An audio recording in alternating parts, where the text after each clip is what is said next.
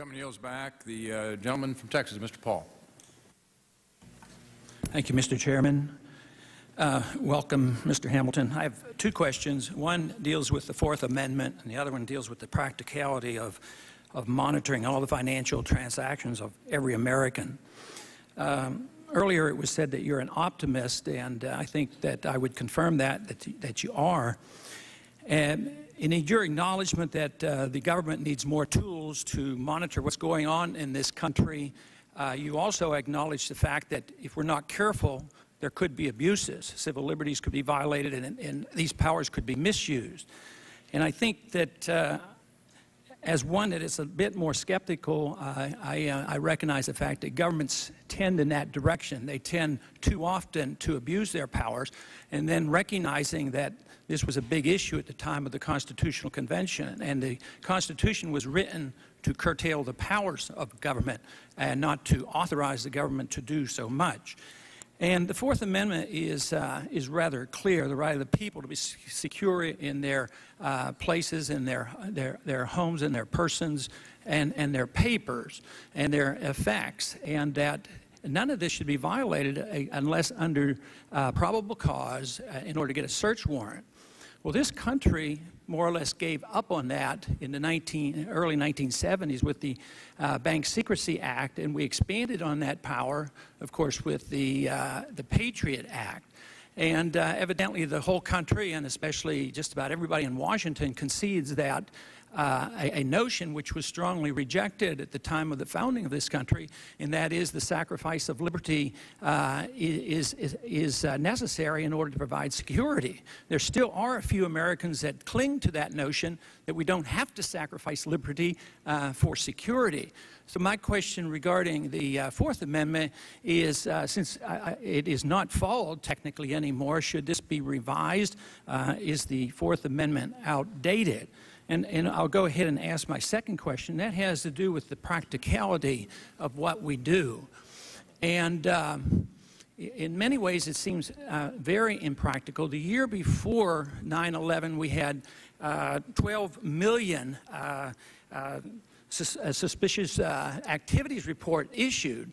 And there was a lot of information in there, and it was hard to digest. And it looks like we're moving in the direction of not only do we look at the banking records, we're going to look at everything from car dealers down to coin dealers and everything else with more information. Now, I want to quote very briefly a statement from John Yoder, who was the director of asset forfeiture for Ronald Reagan. In reference to this issue, he says, it costs more to enforce and regulate them than the benefits that are received. You're getting so much data on people who are absolutely legitimate and who are doing nothing wrong. There's just too much paperwork out there. It really is not a targeted effort. You have investigators running around chasing innocent people, trying to find something that they're doing wrong rather than targeting real criminals. And this makes me think about a report that just came out this week, because there's going to be an audit released in the near future of the monies that were controlled by the Coalition Provisional Authority. During that period when they were in charge of the monies of Iraq, they collected $8.8 billion, and they don't know where it went. The audit it doesn't reveal where our responsibilities were to monitor this. The report is going to say that they don't know much where it went. The odds of some of that money ending up into the hands of the enemy are pretty good. So I think we're way off target. We're targeting innocent Americans. At the same time, we don't even manage our affairs over in Iraq, where so much money has been misplaced. And 9/11 actually was an excuse to expand the Patriot Act. That legislation had been floating around here for years.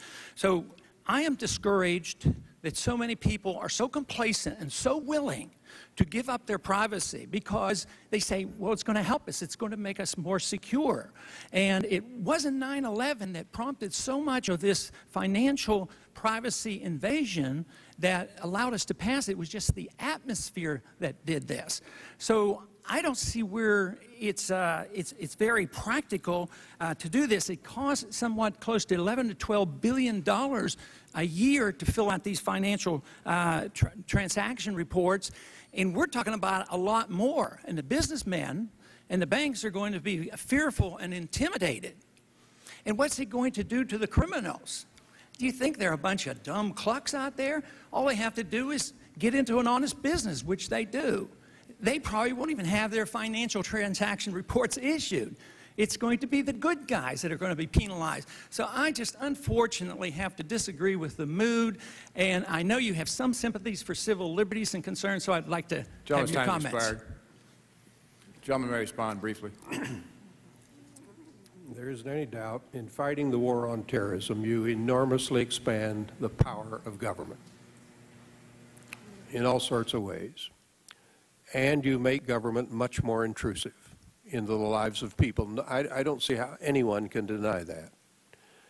We've had all kinds of laws put on the books since 9/11. We'll have more. And they all, or maybe not all, but many of them have a liberty or civil liberties aspect to them. We think, most of us think, that that's necessary because of the reason you suggested, to increase the security of our people. Just look what's happened on the Hill up here. The number of measures you have put into place to protect the Congress have just been extraordinary. And it's happening everywhere across America today. Now, I don't think that's going to change with the concern that we have about terrorism, but we do have to sensitize ourselves to the case that you make for civil liberties. Gentleman's time has Now, expired. what we recommend is a board, and a board that is created across the executive branch to look at civil liberties. There is no such board today. You have inspectors generals in various departments, but you really do need to be sensitive to the civil liberty, and you must put into practice the principle of review. That's the key. Gentlelady from New York, Ms. McCarthy.